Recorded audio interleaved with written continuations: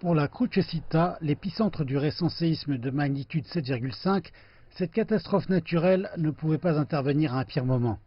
Depuis mars, la pandémie de Covid-19 a forcé la ville touristique à interdire la venue des touristes desquels dépend son économie.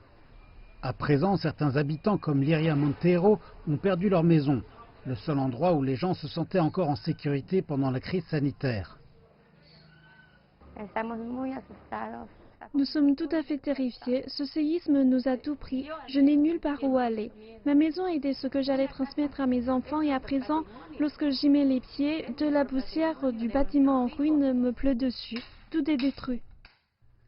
Le séisme ne s'est cependant pas limité à détruire les logements résidentiels et les quartiers. 7 hôpitaux régionaux, chacun d'eux accueillant des patients du Covid-19, ont été évacués pendant l'incident.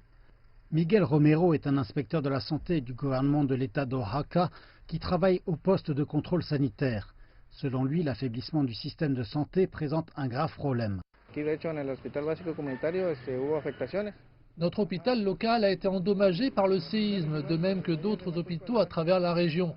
C'est donc très grave. L'hôpital n'était pas suffisamment équipé pour affronter la pandémie dont nous faisons l'expérience, donc le séisme n'a fait qu'aggraver les choses.